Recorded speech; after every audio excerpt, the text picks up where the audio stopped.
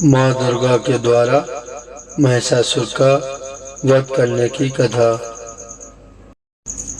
जय माता की भक्तों, कैसे हैं आप? आशा करता हूँ अच्छे ही होंगे। आज मैं आपको महिषासुर वध कथा सुनाने जा रहा हूँ। देखते हैं माता के कितने ऐसे भक्त हैं जो इस कथा को सुनेंगे। तो सुनते हैं माँ दुर्गा के द्वारा महिषासुर का वध करने की कथा। महिषासुर एक असुर जाति का था, जिसका वध करने के लिए माँ दुर्गा ने अपना रौद्र रूप धारण किया था। माँ के उस रूप को माँ कात्यायनी भी कहा जाता है।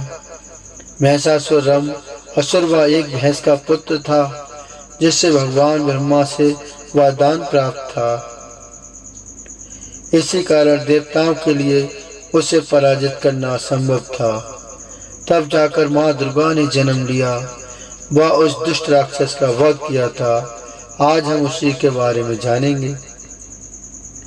माँ दुर्गा के द्वारा महिषासुर वध की कथा और महिषासुर का इतिहास मैं आपको बताने जा रहा हूँ। महिषासुर के पिता का नाम रंभ था, जो असुरों का राजा था। एक दिन उसका जल में रहने वाले एक महिष भैंसे पर मन आ गया व उसने उसके साथ संभोग किया। दोनों के संभोग के कारण ही महिषासुर का जन्म हुआ। संस्कृत में महिष का अर्थ भैंस से होता है, इसके उसका नाम महिषासुर पड़ा। उसका शरीर भैंस के समान काला व बलवान था। अपने सांप को सबसे शक्तिशाली बनाने के लिए उसने कई वर्षों तक भगवान ब्रह्मा की तपस्या की। भगवान ब्रह्मा उसकी तपस्या से प्रसन्न हुए तथा उसे वरदान मांगने को कहा।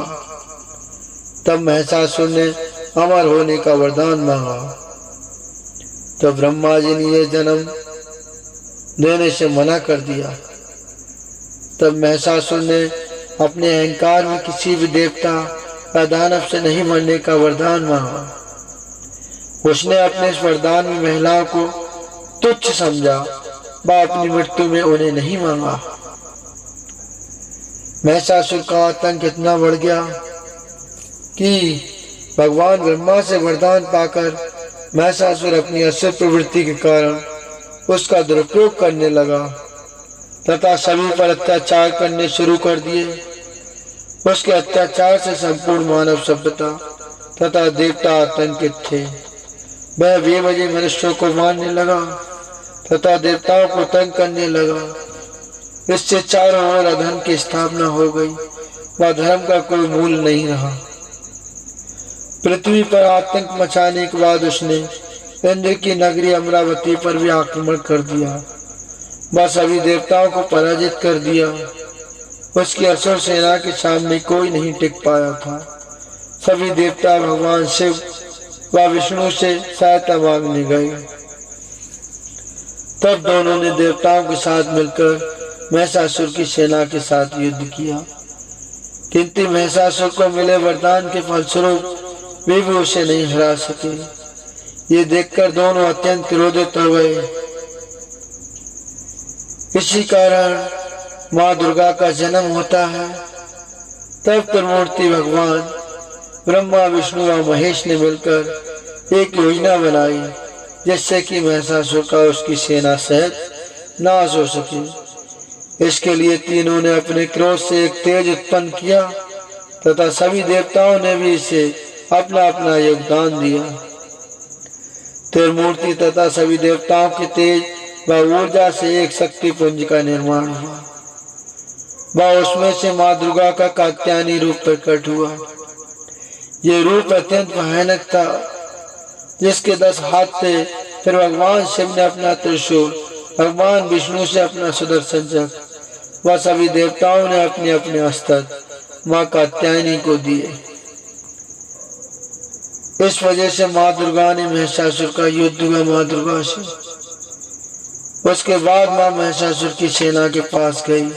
वह जोर जोर से गर्जना करने लगी।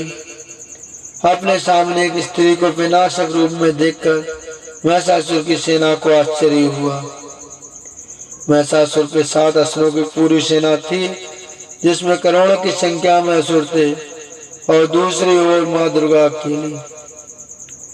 किंतु माँ दुर्गा ने शत्रु सेना में त्राहिमाम मचा दिया। सिंह पर बैठी माँ दुर्गा की गर्जना ही इतनी भयानक थी कि उससे चारों ओर भय का वातावरण पैदा हो गया। फिर माँ ने अपने अस्त्रों से शत्रु सेना में भयंकर मारकाट मचा दी। ये युद्ध 9 दिनों तक चलता रहा।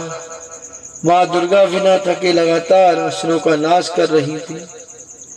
धीरे धीरे करके महिषासुर के सभी मित्र, सिपाही, मंत्रीगण, सेनापति इत्यादि मारे गए। अंतिम दिन अर्थात 10वें दिन महिषासुर का माँ दुर्गा से युद्ध हुआ।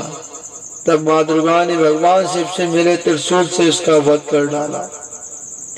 इस प्रकार माँ दुर्गा के प्रचंड रूप ने महिषासुर को उसकी राक्षसी सेना सहित संपूर्ण विनाश कर दिया, नाश कर डाला व धर्म की पुनः स्थापना की। तो मेरे प्यारे भक्तों, कथा कैसी लगी? अगर कथा अच्छी लगी हो तो चैनल को लाइक व सब्सक्राइब जरूर कर दें। कथा समाप्त होती है। जय माता की।